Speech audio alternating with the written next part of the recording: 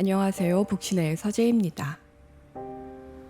노희경 원작의 드라마 우리들의 블루스는 전작에 그렇듯 대사 하나하나가 여운이 깊지만 그중 우울증을 앓는 선아를 향한 동석의 대사는 각별합니다. 슬퍼하지 말란 소리가 아니야. 슬퍼만 하지 말란 소리야. 슬퍼도 하고 울기도 하고 그러다가 밥도 먹고 잠도 자고 어쩌다 웃기도 하고 행복도 하고 그것입니다. 극복될 수 없으리만큼 깊은 우울증은 그녀 삶을 절벽으로 밀어내었고 그녀는 사람과 세상 속에 두 발을 딛지 못하고 부유하듯 살아갑니다. 죽음이나 이별에 따른 상실감은 어느 누군가에겐 삶을 이어가야 할 이유를 앗아가는 절대적 고통입니다. 느닷없이 닥친 생의 불운 앞에 인간은 속수무책이고 애도에는 기간도 방법도 없습니다. 내 삶을 버티게 해줄 그 무엇도 누구도 없는 삶은 세상을 떠도는 무중력의 인간으로 만듭니다. 내 편이 되어줄 최후의 한 사람만 있어도 인간은 쉽게 무너지지 않습니다. 모든 관계가 단절된 절대적 고립은 광막한 우주 속에 던져진 삶과 다르지 않으리라 봅니다. 진짜 같은 외계 공간 우주를 배경으로 한 인간의 깊은 절망과 생존 의지를 다룬 그래비티는 우리 눈에 보이지 않는 중력을 내세운 작품입니다. 영화 어디에도 중력은 가시화되지 않았지만 존재하는 것들 사이를 견인하는 힘은 이야기의 핵심입니다.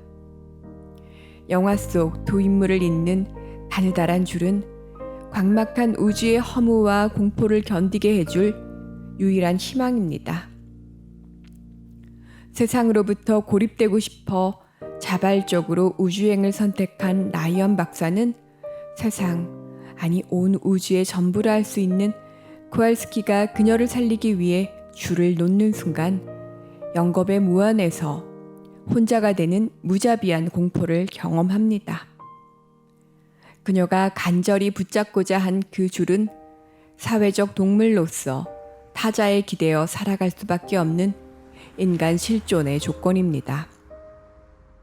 2014년 제86회 아카데미 7개 부분을 섞어난 알폰소 쿠알론의 대작 그래비티는 SF 영화라기보다 사고로 아이를 잃고 극단의 우울증에 빠진 인물이 다시 살아가는 심리극에 가깝습니다.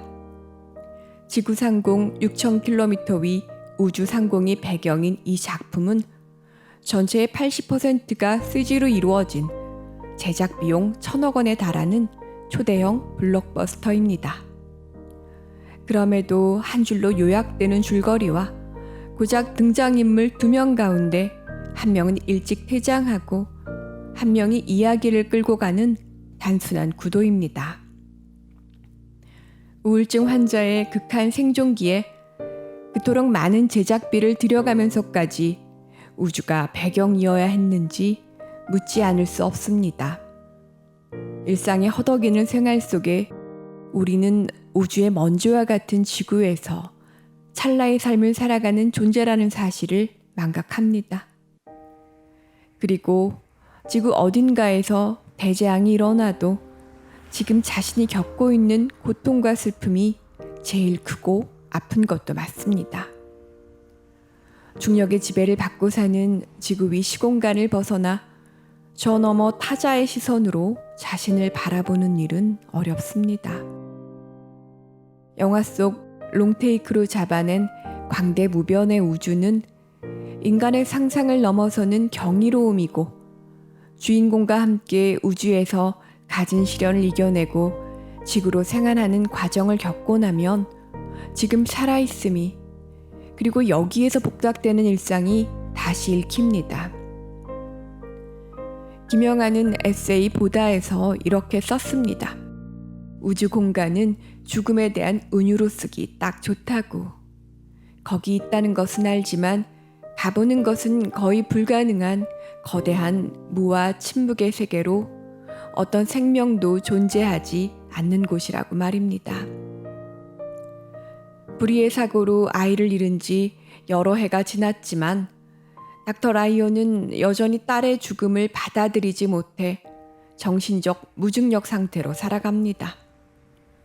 일이 끝나면 노래만 나오도록 라디오 채널을 돌려가며 목적 없는 운전을 하다 하루를 마칩니다.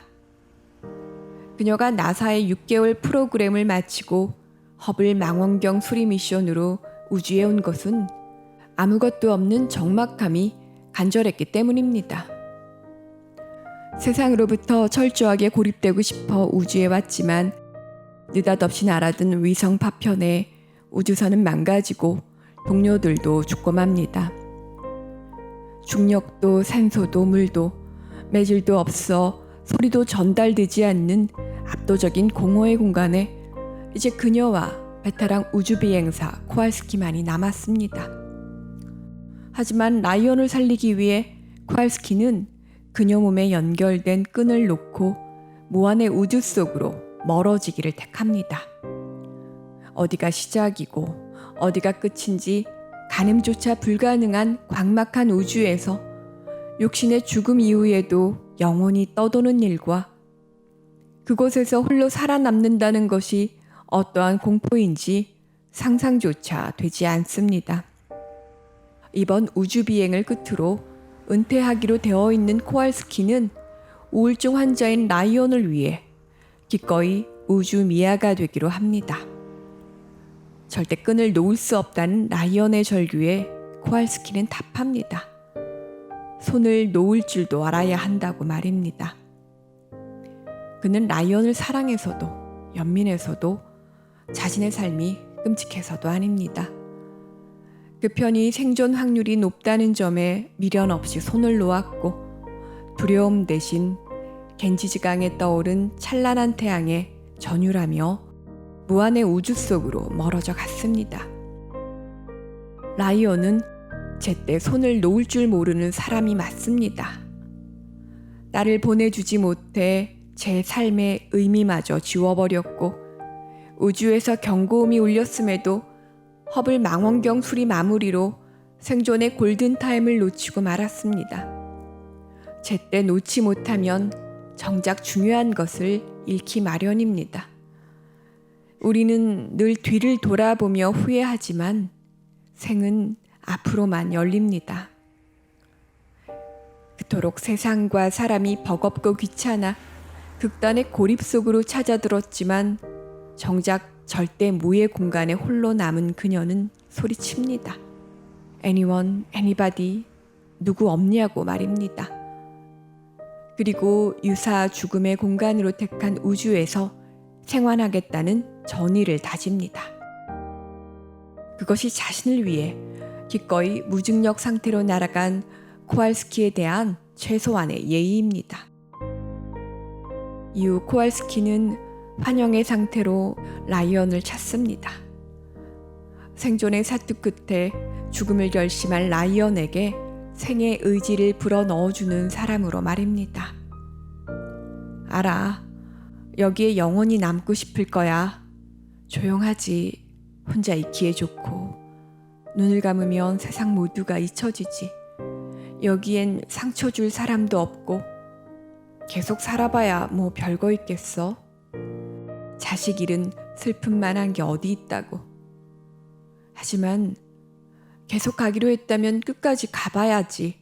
두 발로 딱 버티고 제대로 살아가는 거야 라고 말입니다. 코왈스키의 말은 라이언을 다시 일으켜 세웁니다.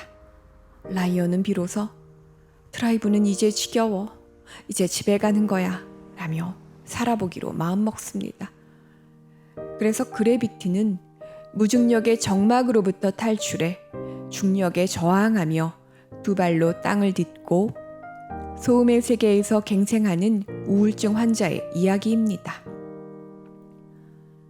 우리들의 블루스에서 선아는 우울증을 이렇게 묘사했습니다. 우울감이 오면 눈앞에 불빛들이 있어도 하나둘 불이 꺼지다 아무것도 안 보이게 된다고. 그 절대적인 어둠 속 고립은 영화에서 라이언이 처한 상황과 다르지 않아 보입니다. 라이언은 연료가 떨어진 우주선에서 교신을 시도하다 잡힌 어느 가족의 웃고 떠드는 소리에 간절히 가닿고 싶어 합니다. 아이가 웃고 강아지가 짖고 TV 소리가 나는 그 보통의 일상과 사람들 속으로 말입니다. 그토록 벗어나고 싶었던 세상 속으로 들어가기 위해선 적막과 어둠, 거대한 공포를 이겨내고 귀환해야 합니다. 영화는 여러 장면에서 새 생명의 탄생이라는 암시를 던집니다. 탈출을 시도하기 위한 라이언 모습은 자궁 속 태아와 유사하고 탯줄을 연상케 하는 라이언과 코알스키 사이의 줄, 그리고 지구로 돌아오는 씬에서 난자를 향해 돌진하는 정자의 모습을 연상케 하는 장면 등이 그것입니다. 영화의 마지막, 라이언은 생명의 근원인 물을 거쳐 두 발로 대지에 섭니다. 비로소 중력의 지배를 받는 지구로 돌아온 것입니다. 자발적 의지로 떠난 지구의 유일한 생존자로 돌아온 라이언에게 지금 삶은 이전과 같을 수 없습니다. 삶은 어차피 불공평하고 내 삶에 다가온 행운의 이유가 없듯 불운 역시 마찬가지입니다. 삶은 꼭 의미가 있어야 하는 것은 아닙니다. 허랑허랑하게 살아도 끝까지 살아내야 할 이유는 저마다 있습니다. 동석은 선아에게 말합니다. 등만 돌리면 다른 세상이 있는데 그저 바다만 바라보며 죽은 아버지와 누나에 애달퍼한다고. 등만 돌리면 내가 있고 한라산이 저렇게 떡하니 있는데 라고 말입니다. 매일 바다를 미워하면서도 바다밖에 보지 못하는 엄마에 대한 한탄은 우리 모두를 향해 던지는 작가의 말이리라 봅니다. 라이언이 그토록 원했던 고독은 언제든 벗어날 수 있을 때 달콤하게 얻어집니다. 절대 허무와 절대 고립 속에서 인간은 타인의 손길이 간절합니다. 내가 끝내려 애쓰지 않아도 언젠가는 끝이 옵니다. 각자에게 남겨진 시간이 얼마만큼 될지 아무도 모릅니다. 살아있어 감사한 여름밤입니다. 감사합니다.